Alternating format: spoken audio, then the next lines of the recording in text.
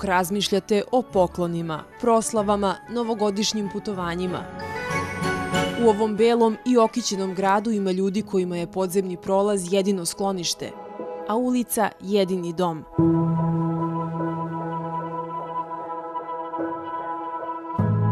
I možda ih ne primećujete, ali znajte da ih ima oko 5000.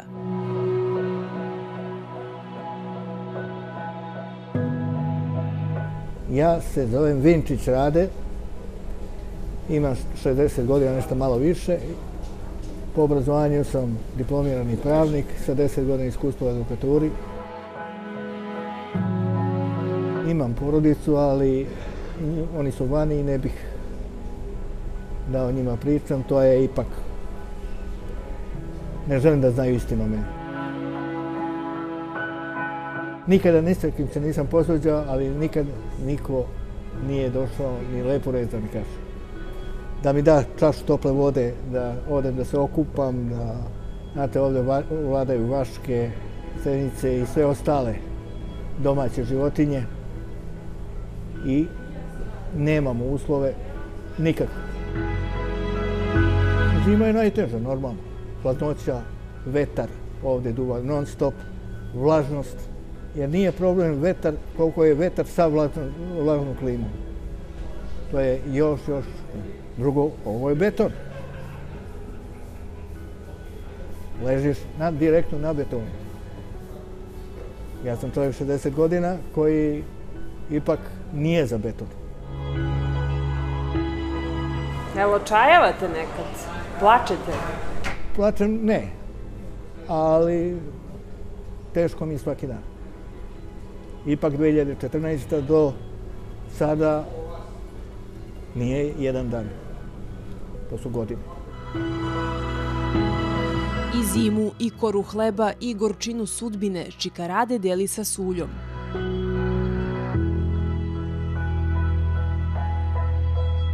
Ako ih ne otera policija ili drugi beskućnici, naći ćete ih u prolazu ispod Terazija.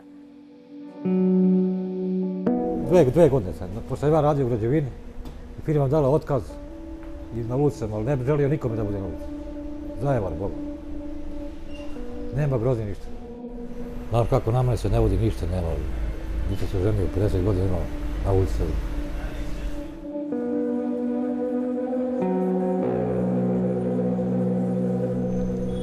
Sad ćemo dole.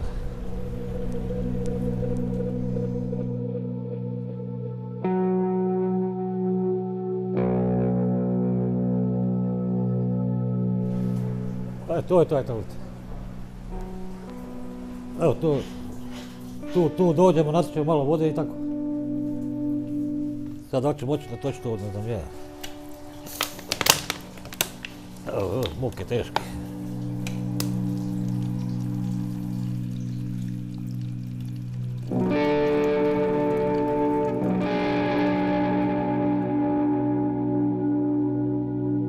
Rano odijem ovako u pekari, posle radnog vremena i u pizzerije i tako dalje.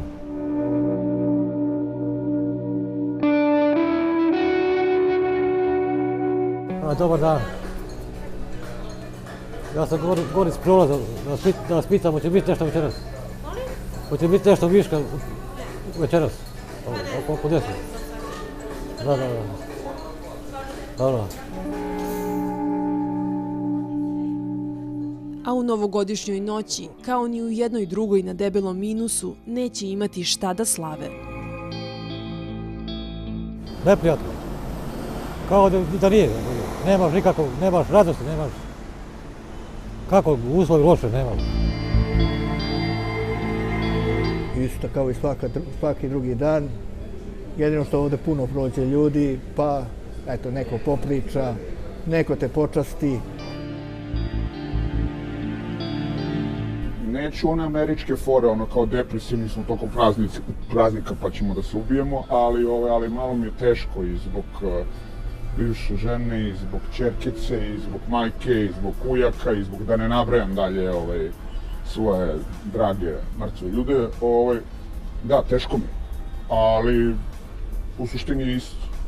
Vremenom polako, ono čega se najviše plašim, da vremenom polako postaješ ravnodušan prema plaču. Ja sam Miloš, živeo sam, kako se zove, na Banovom brdu. Dospao sam na ulicu spletom slučajnih okolnosti, nesretnih okolnosti. I na ulici sam već 2 godine. Inače sam elektroinženjer po struci. Za nekoliko godina umrlo je 9 meni mnogo dragih ljudi.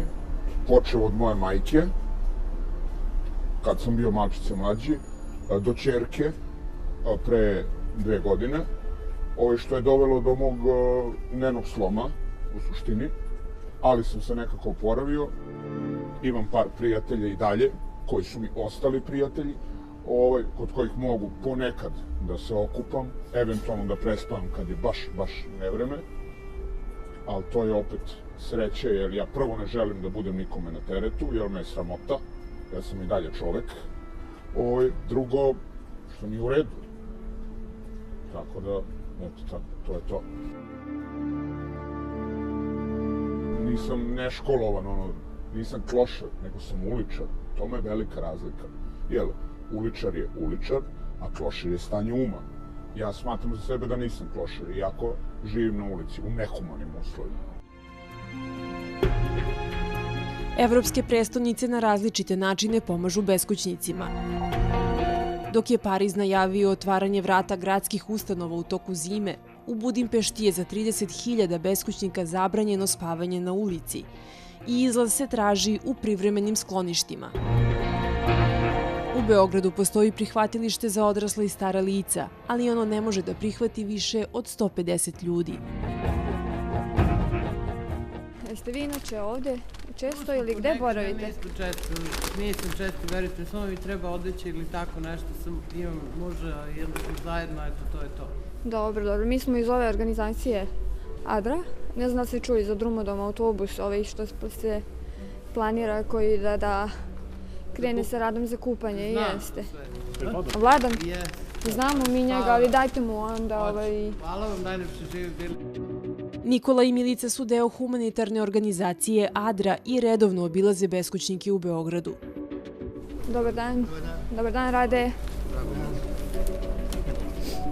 Kako podnosite sad ovo kad je ovako ledeno ovih dana?